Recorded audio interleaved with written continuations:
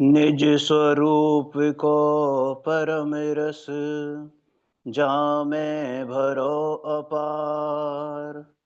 वंदो परमानंद में समय सार अविकार। कुंद कुंद मुनि चंद वर अमृत चंद मुनि इंद। आत्मरसी बानारसी वंदो पद अरविंद। वंदो पद अरविंद।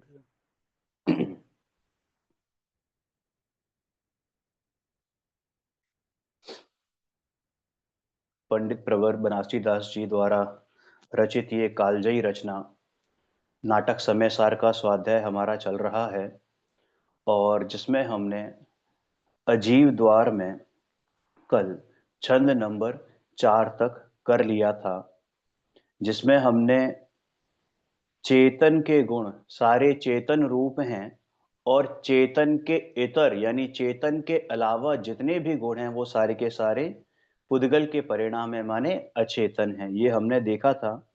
अपने विशेषण भी हमने देखे थे कि मैं कैसा हूं, कि ध्रुव हूं, अचल हूं, अनुपम हूं, अखंड हूं, निर्मम हूं, निर्मल हूं, निराकार हूं, निर्विकार हूं, निष्कर्म हूं, निर्विकल्प हूं, निरपेक्ष हूं, है ना, निष्क्रिय हूं, असंयुक्त हूं, निष्प्रिय हूं, परम तप्त हूं, परम तृप्त हूं, निर्बंध हूं, निरालंबी हूं, है ना, अविनाशी हूं, अशरीरी हूं, निराधार हूं, निराकुल हूं, निर्द्वंद हूं।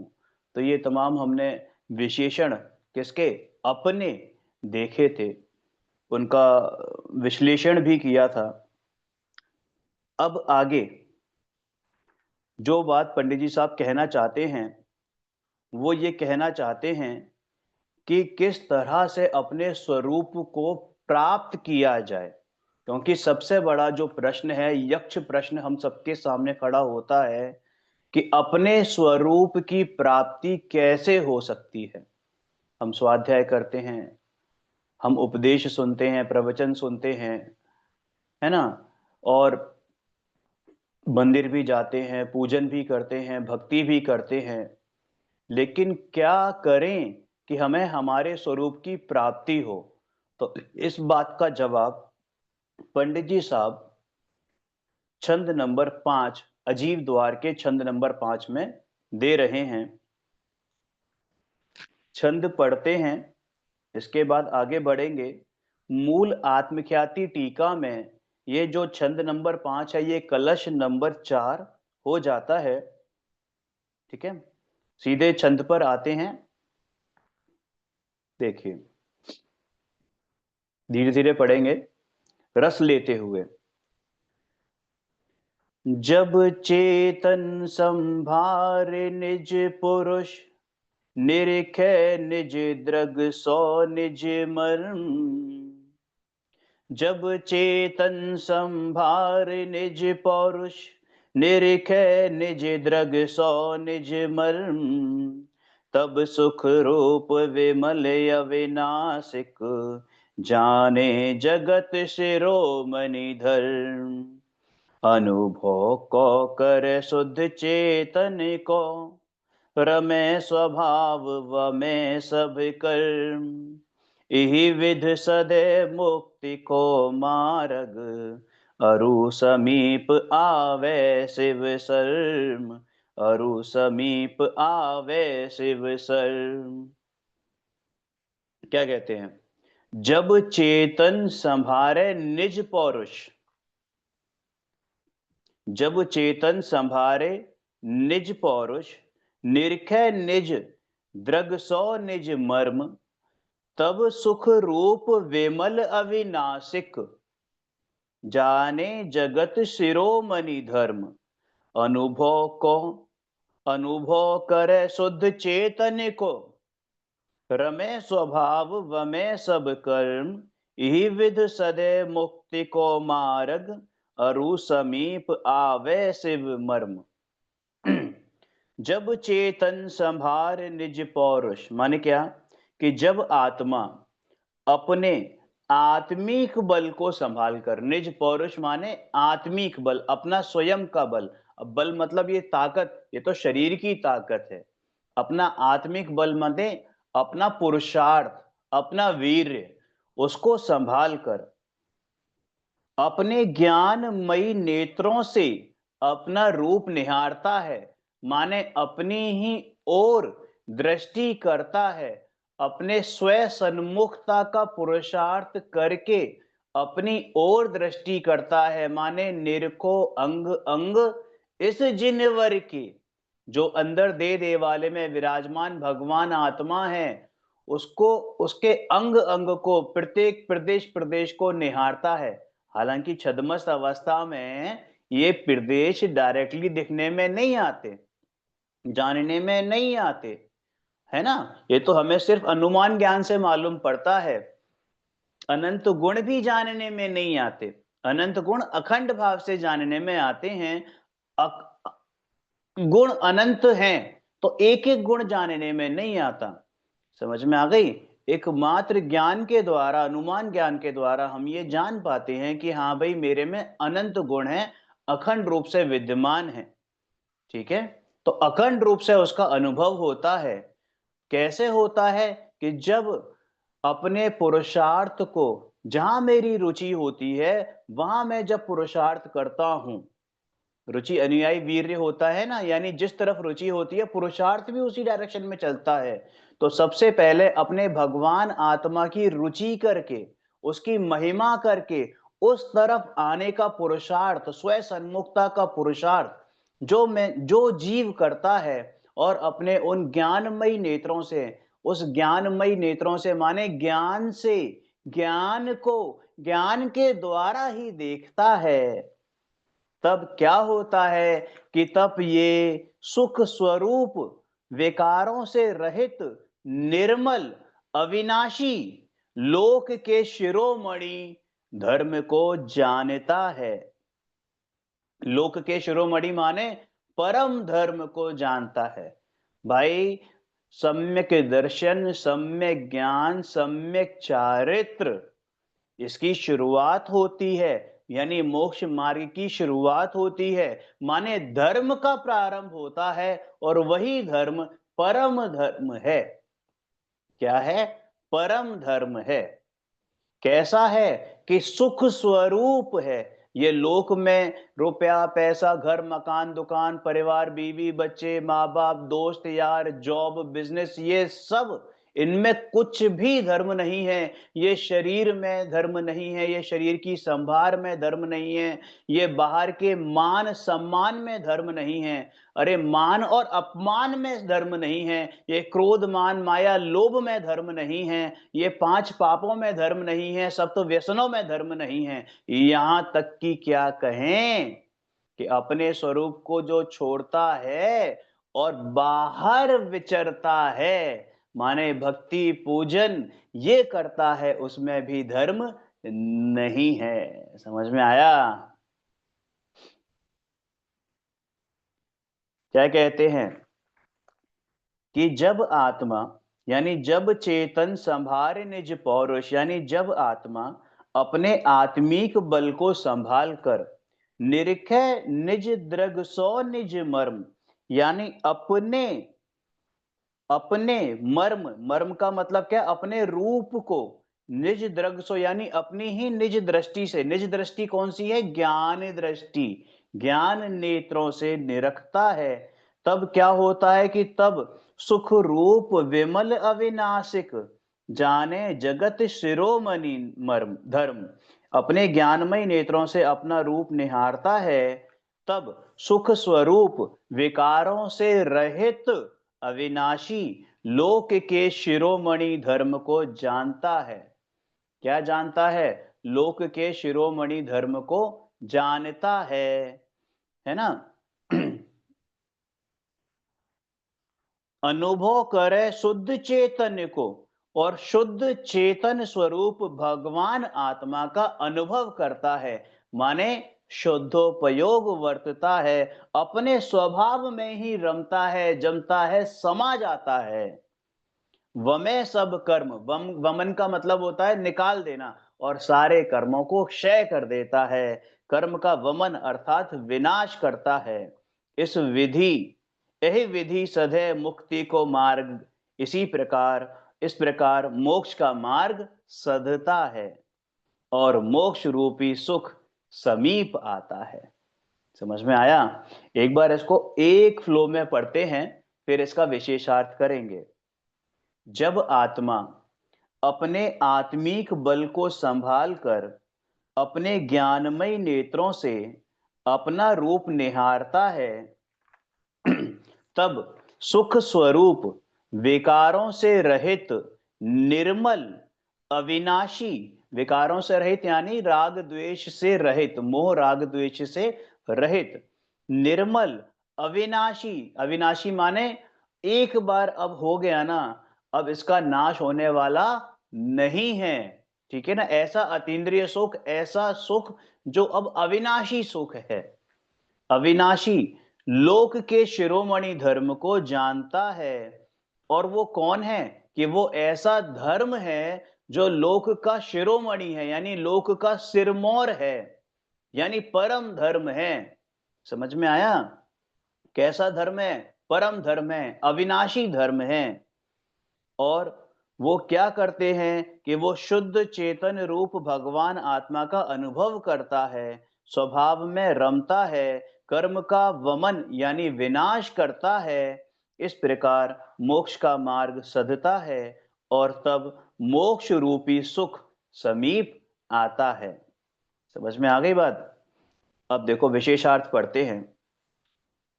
अब एक बार इस छंद को दोबारा पढ़ते हैं, ठीक है, धीमे धीमे। जब चेतन संभार निज पौरुष, निरिखे निज द्रग सो निज मर्म, तब सुख रूप विमल अविनाशिक, जाने जगत शिरोमणि धर्म। अनुभव करे शुद्ध चेतन को, रमे स्वभाव वमे सब कर्म, इहि विद सधे मुक्ति को मार्ग, अरु समीप आवे शिव मर्म, अरु समीप आवे शिव मर्म। आत्मज्ञान का फल बताते हुए पंडित प्रवर बनासी दास जी कहते हैं, जब जीव अपने आत्मिक पुरुषार्थ से, अपने वीर से, अपने बल से, आत्मिक बल से अपने चेतन स्वरूप, उस चैतन्य स्वभावी भगवान आत्मा को अपने ज्ञानमयी नेत्रों से, माने ज्ञान दृष्टि से, है ना, निहारता है, निरखता है, तब उसे अपने वास्तविक शुद्ध स्वरूप की अनुभूति होती है। शुद्ध स्वरूप की अनुभूति होती है, माने दृष्टि जो अभी तक पर द्रव्यों में, पर भावों में अटकी पड़ी थी, उस दृष्टि को फिराकर अपनी ओर पुरुषार्थ पूर्वक अपनी ओर ढकेलता है, लेकर आता है, और उस दृष्टि से अपने आप को निरखता है। निरखो अंग अंग जिनवर के, जिन से जल के शांति अपार। वो जिनवर, अरे मैं भी तो जिनवर हूं। जिसने अपने जिनका वर किया है, वरण किया है, वो भी तो जिनवर है। मैं भी जिनवर हूं। इस देह देवालय में विराजमान ये भगवान आत्मा ही तो जिनवर है। ठीक है, पर्याय में नहीं है, लेकिन पर्याय से कम भी नहीं है।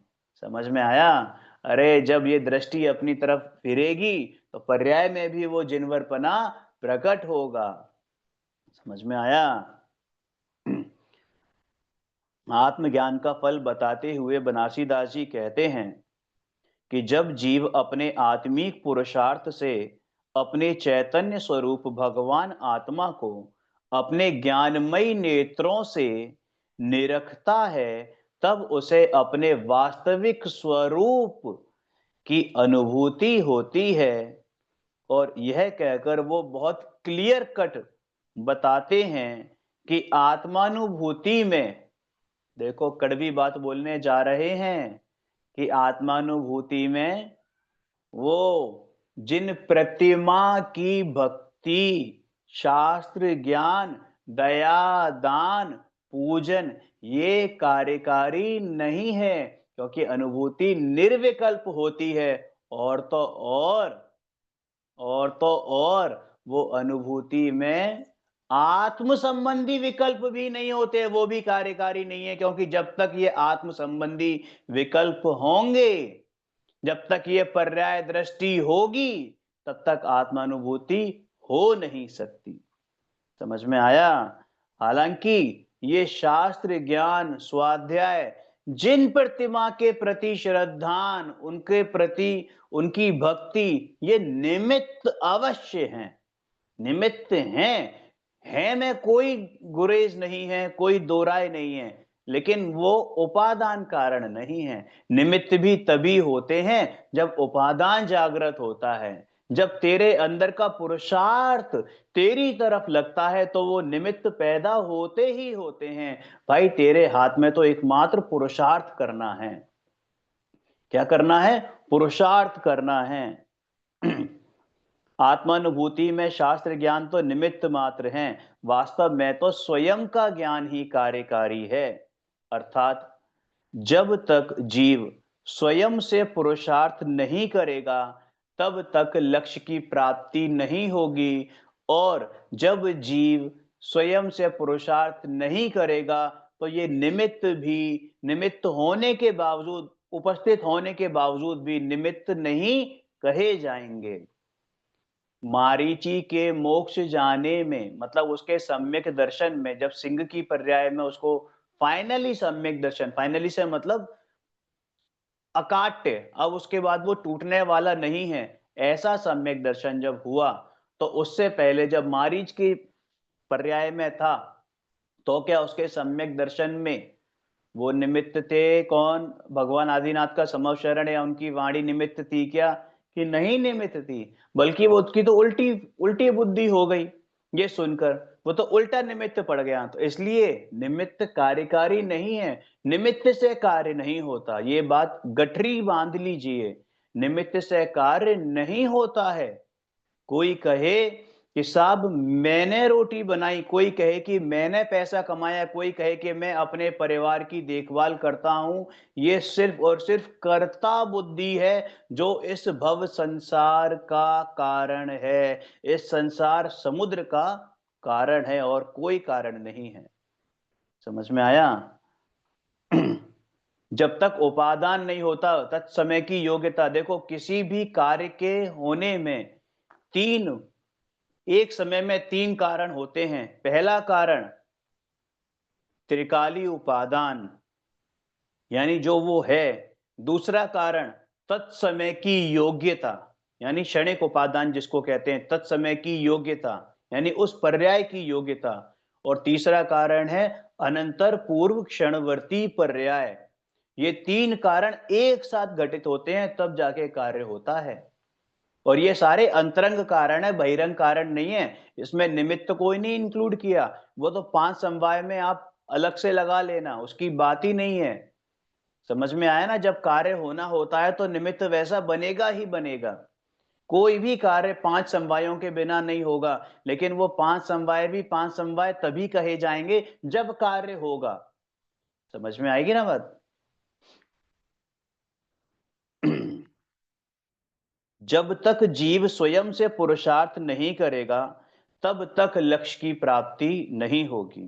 किंतु जब साधक इस प्रकार पुरुषार्थ करते हुए आत्मानुभूति पूर्वक स्वरूप में स्थिरता करता है, माने अपने स्वरूप में लीन होता है, तब वह समस्त कर्मों का वमन माने विनाश कर देता है, और मोह राग द्वेष भावों की मलिनता से रहित, मोह राग द्वेष भावों की मलिनता से रहित, निर्मल, जन्म जरा, जरा यानी बुढ़ापा, जन्म जरा मरण से रहित, अविनाशी, शाश्वत परम पद को प्राप्त करता है।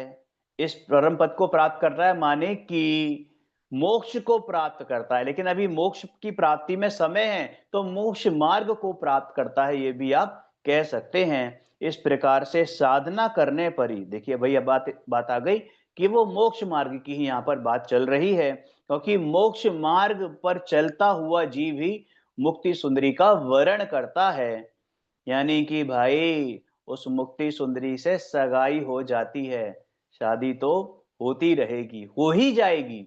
एक बार सगाई हो गई, और ये सगाई ऐसी नहीं है जो टूट जाए, हो ही जाएगी। समझ में आया ना? इस प्रकार से साधना करने पर ही मोक्ष मार्ग सिद्ध होता है, और सच्चा निराकुल आत्मिक सुख प्रकट होता है। निराकुल मतलब परम शांति, निराकुल मतलब परम सुख, निराकुल मतलब अनंत सुख, निकषाय, निष्कर्म, निष्कंप, निष्कलंक, जितने भी ये पीछे विशेषण दिए थे ना छंद नंबर 4 में, वो सारे के सारे निराकुल पर लग जाते हैं। समझ में आया?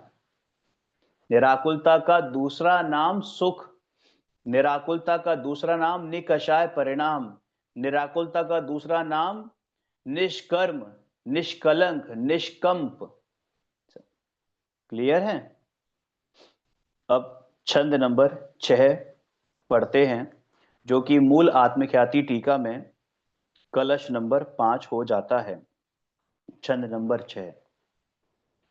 वर्णादिक रागादिय रूप हमारो नाही, वर्णादिक रागादि यह रूप हमारो नाही, माने ये वर्ण और रागादिक, वर्ण आदि यानी वर्ण क्या हो गए? स्पर्श रस गंध वर्ण आदि, जो ये पुद्गल के परिणाम हैं, और ये यहाँ तक कि रागादि के परिणाम भी ये मेरे परिणाम नहीं है। वर्णादिक रागादि यह रूप हमारो नाही, एक ब्रह्म नहीं दूसरो, दिसे अनुभव माही, दिसे अनुभव माही। वर्ण आदि पौद्गलिक यानी स्पर्श रस गंध वर्ण शब्द, जो भी आप लेना चाहो, जो भी पुद्गल के परिणाम जो हैं, वो सब पौद्गलिक विकार, और राग द्वेष आदि जो आत्मिक विकार हैं, जो होते आत्मा में है लेकिन आत्मा के नहीं है, माने आत्मा का स्वभाव नहीं है, ये सब रूप मेरा नहीं है। मैं तो एकमात्र ब्रह्म स्वरूपी यानी आत्मा ही हूं। क्या हूं? एकमात्र आत्मा ही हूं, अन्य कुछ भी नहीं हूं, ऐसा अनुभव के समय दिखाई देता है। अनुभव के समय कैसी दशा होती है, अनुभव के काल में अनुभवी की कैसी दशा होती है, ज्ञानी की कैसी दशा होती है, वो बात यहाँ पर पंडित साहब ने स्पष्ट की है कि भाई अनुभव के काल में एकमात्र ज्ञान मात्र भगवान आत्मा ही दिखाई देता है, और वो दिखाई देता है कोई सफेद कोई काला, ऐसा नहीं दिखाई देता। ना ही ऐसा दिखाई देता है कि वो दीपक की लौ के भांति है, ना कोई शरीराकार दिखाई दे रहा है, एक वो ज्यायक का आकार बना देते हैं ना, और क्या कहते हैं, वॉलपेपर बना लेते हैं, या फिर ये बना लेते हैं अपना, फ्रेम में मड़वा लेते हैं, पिक्चर बना लेते हैं, इमेज बना लेते हैं, वो नहीं है। अरे भाई ये ज्ञान मात्र आत्मा है, वो सुख मात्र आत्मा है, बस उसका अनुभव होता है। ये अनुभव की चीज है, चरम चक्षुओं से दिखाई नहीं देगा, ज्ञान चक्षु से दिखाई देगा। ज्ञान चक्षु माने अनुभव, ज्ञान चक्षु माने अनुभव। समझ में आया? इसका वर्णन भी नहीं कर सकते, शब्द गोचर नहीं है ये, शब्द से नहीं कहा जा सकता कि आत्मा कैसा है। आत्मा को तो सिर्फ अनुभव किया जा सकता है, उसके आनंद का पान किया जा सकता है, और कुछ किया ही नहीं जा सकता। और वो आनंद का पान भी कोई ऐसा नहीं कि जब अनुभव के काल में कितना मजा आ रहा है, आनंद ही आनंद है, अरे ऐसी सिरहन नहीं है, ये तो स्पर्श गुण है भाई, बेकार है, ऐसा नहीं होता, ऐसा नहीं होता, ऐसा नहीं होता कि अनुभव के काल में अंदर से एक आनंद की अनुभूति उठती है, और पूरे हमारे चेहरे पे हंसी आ जाए, अरे ये भी राग परिणाम है भाई, राग परिणाम है, ये चेहरे पे मुस्कुराहट आना ये भी राग परिणाम है। तू तो वीतरागी है। अनुभव के काल में ये मुस्कुराहट, और ये ना तो मुस्कुराहट होती है ना सैडनेस होती है। समझ में आया? तो साम्य भाव से अपने स्वरूप में लीन होकर अपने सुख का अनुभव करता है और कुछ नहीं करता।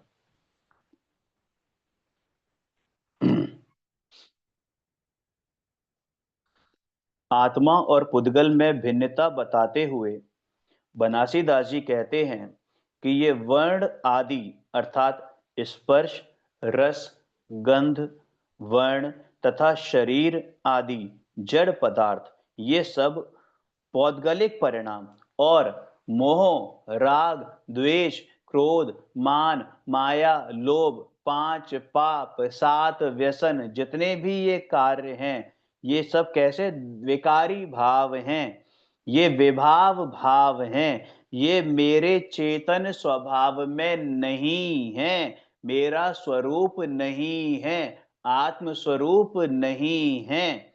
आत्मानुभूति के समय एकमात्र चिद ब्रह्म, चैतन्य ब्रह्म, भ्रम नहीं, ब्रह्म, ब्रह्म, ब्रह्म यानी मैं, ब्रह्म यानी मैं, ब्रह्म यानी मैं, है ना। चिद ब्रह्म स्वरूप भगवान आत्मा ही अनुभव गोचर होता है, अन्य कुछ भी दिखाई नहीं देता, अन्य कुछ भी दिखाई नहीं देता। समझ में आया? वर्णादिक रागादियः रूप हमारो नाही, एक ब्रह्म नहीं दूसरो, दिसे अनुभव माही। अनुभव का कलश है, अनुभव का छंद है। वर्णादिक रागादि यह रूप हमारो नाही, एक ब्रह्म, एक ब्रह्म नहीं दूसरो, एक ब्रह्म नहीं दूसरो, दिसे अनुभव माही। अनुभव में अनुभव गोचर होता है केवल। समझ में आया?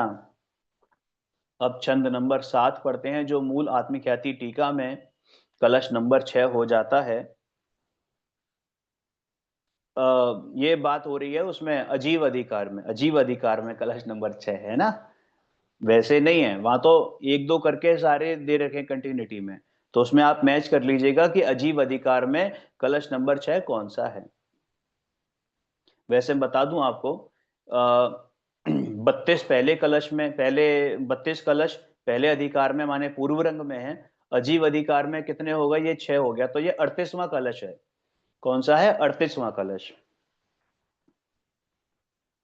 देखिए, खांडो कहिए कनक को, खांड माने क्या होता है? खांडो कहिए कनक को, खांडो माने तलवार।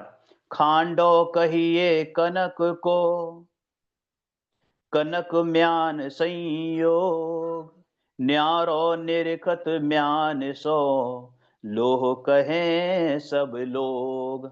खांडो कहिए कनक को, कनक म्यान संयोग, न्यारो निरखत म्यान सो, लोग कहें सब लोग। देखो, खांडो कहिए कनक, कनक माने सोना, तलवार को भी सोने की कहते हैं और म्यान को भी सोने की कहते हैं, है ना।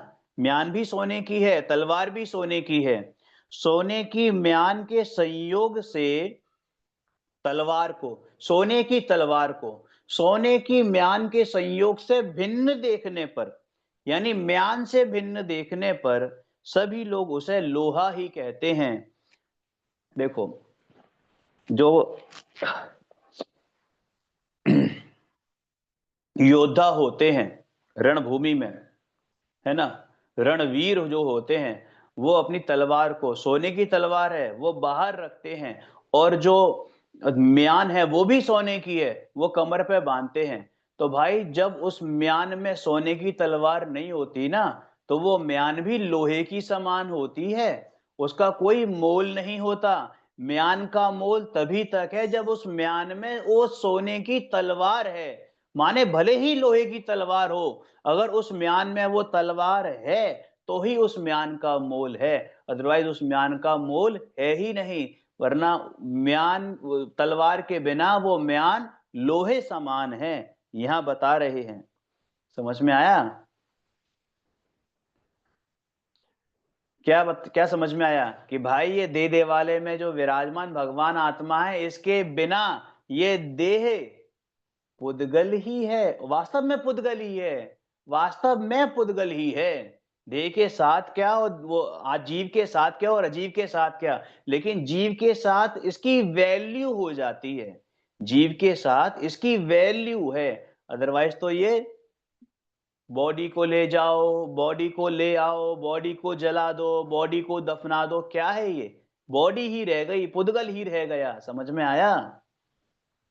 देह और जीव की भिन्नता को एक दृष्टांत के माध्यम से स्पष्ट करते हुए पंडित बनारसी दास जी कहते हैं कि लोहे की तलवार भी जब सोने की म्यान में रखी जाती है, लोहे की तलवार भी जब सोने की म्यान में रखी जाती है, तब वह तलवार लोहे की होने पर भी सोने का ही नाम पाती है।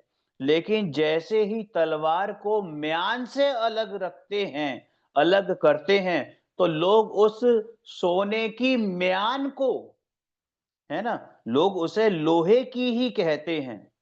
समझ में आया? नहीं समझ में आया? देखो,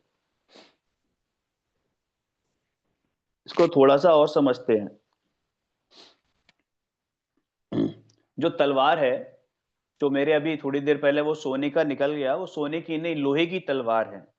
ठीक है ना? लोहे की तलवार को जब म्यान में रखते हैं, तो वो तलवार भी सोने की ही होती है। लेकिन जब तलवार और म्यान को अलग अलग देखा जाए, तो म्यान सोने की और तलवार लोहे की, दोनों को भिन्न जाना ना हमने, तो दोनों अब ये भिन्नता प्रकट हो गई कि भाई हाँ, ये लोहे की है, ये सोने की है। ठीक है ना? तो लोग उसे लोहे की ही कहते हैं। ऐसे ही जीव और देह भी तलवार और म्यान की भांति एक क्षेत्रावगाह रूप रहते हैं। जब तक संसारी जीव को भेद ज्ञान नहीं वर्तता, तब तक वह इस नश्वर देह को भी चेतन ही मानता है। देखो, इसको सजीव कहना कोई दोष नहीं है, लेकिन इसको जीव मानना यह मिथ्यात्व है। समझ में आया? चेतन ही मानता है, लेकिन जैसे ही भेद ज्ञान के द्वारा जीव को आत्मा और शरीर भिन्न भिन्न भाषित होते हैं, उसी क्षण यह देह नश्वर और अशुचि लगने लगती है। कैसी लगने लगती है? अशुचि और नश्वर लगने लगती है। और चेतन आत्मा परम पवित्र अविनाशी तत्व भासित होता है। तब इस नश्वर देह से आत्म बुद्धि स्वतः ही छूट जाती है और एकमात्र निज स्वभाव से अपनत्व वर्तता है। अभी समय हुआ, इसको हम कल दोबारा से रिपीट करेंगे और बहुत अच्छी तरह से इसका स्पष्टीकरण करेंगे, समझेंगे, इसमें गुरुदेव का क्या मंतव्य है, क्या वक्तव्य है, वो भी समझने का प्रयास करेंगे। ठीक है? तभी तक के लिए सभी को सादर जय जिनेन्द्र। ओम नमः सिद्धेभ्य। निज निधि निज में बताई यह अनंत उपकार।